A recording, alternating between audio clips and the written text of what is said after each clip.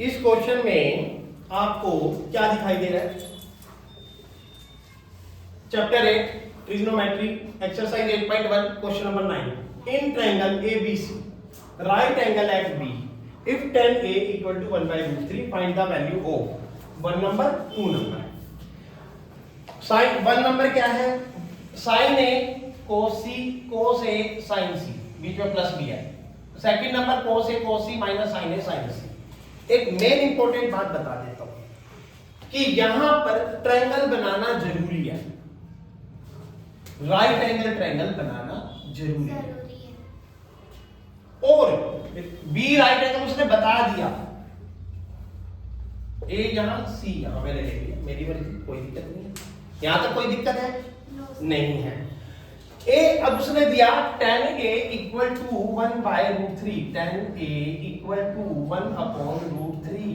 पंडित बद्री प्रसाद हरर बोले के हिसाब से P और B H निकालना है, रूट B का स्क्वायर प्लस P का square equal to B means √3 का स्क्वायर प्लस 1 का स्क्वायर इक्वल स्क्वायर से रूट कट गया 3 plus 1 equal 4 equal to 2।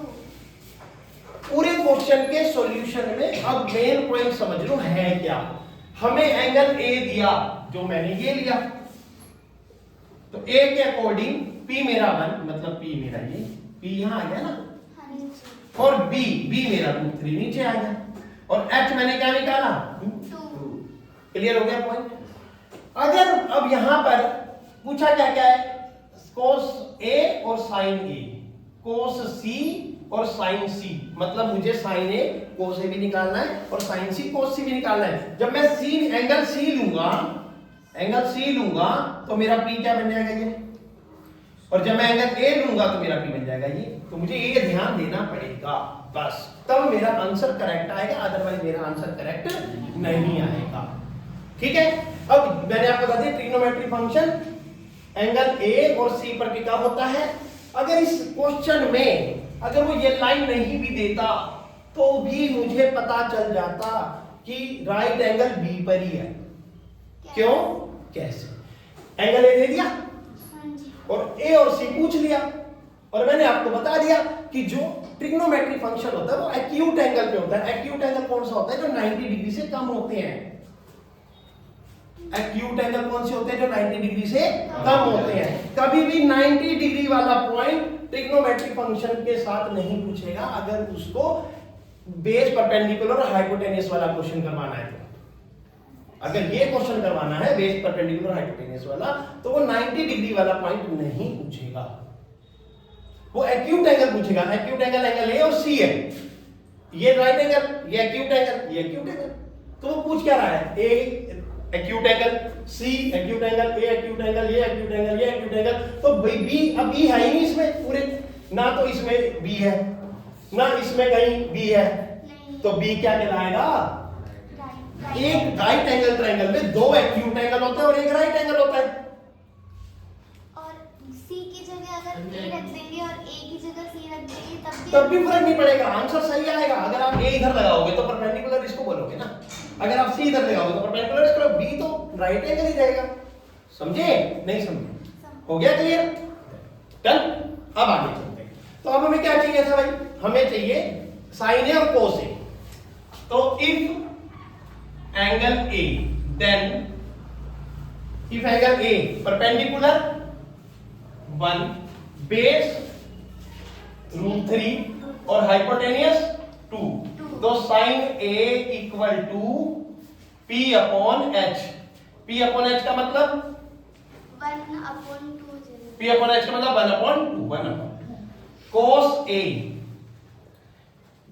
B upon H। पंडित बद्री प्रसाद धरर बोले तो B अपॉन H।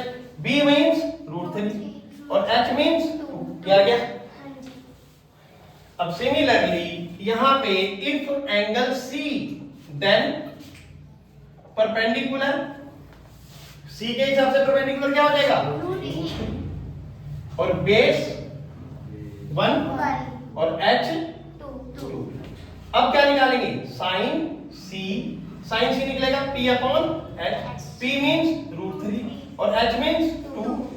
निकालेंगे cos c, cos c means b upon h, b means 1 और h means 2। बताओ यहां तक किसी को कोई डाउट है? डन, समझ आया कि एक्यूट एंगल के साइन ए कोस से निकल गया, साइन सी कोस से निकल गया। अब मैंने पहला पॉइंट क्या पूछा उसने मेरे से? पहला पूछा बताओ भाई साइन ए बताओ कोस सी प्लस कोस ए साइन सी, इन सब की वैल्यू हम निकाल चुके हैं। साइन ए की क्या वैल्यू है भाई 1/2। इन दोनों के बीच में कुछ नहीं है तो क्या है बिंदी, बिंदी में point means multiply. Cos C क्या है मेरा 1/2 प्लस कोस ए क्या है cos A b upon h √3/2 multiply sine C √3/2। यहां तक कोई दिक्कत है किसी को? 1 मल्टीप्लाई 1 1, 2 मल्टीप्लाई 2 4, बीच में प्लस √3 मल्टीप्लाई √3 क्या होता है 3, 2 2 जा 4, LCM 4, 1 plus 3 4 upon 4, 4 4 cancel equal to 1। आया समझ या नहीं आया? था बढ़िया क्वेश्चन? क्लियर हुआ कि अगर राइट एंगल एट बी नहीं भी लिखा होगा, क्वेश्चन में AC पूछा है तो वो दोनों एक्यूट एंगल है, तो बचा बी राइट एंगल। सेम अगर x y z आ जाए और यहाँ x और z पूछे तो y क्या हो गया राइट एंगल। का सेकंड पार्ट है cos a cos c minus sin a sin c। तो cos a की वैल्यू क्या निकाली √3/2 मल्टीप्लाई cos c की वैल्यू क्या निकाली 1/2 माइनस sin a की क्या वैल्यू निकाली 1/2, sin c की क्या वैल्यू निकाली √3/2। तो √3 1 √3, 2 2 जा 4 माइनस √3 1 √3, 2 2 जा 4, ये दोनों सेम है और माइनस हो रही है, कैंसिल इक्वल टू 0। a में से b a minus a equal to 0, इसमें से इसको घटाएंगे तो 0।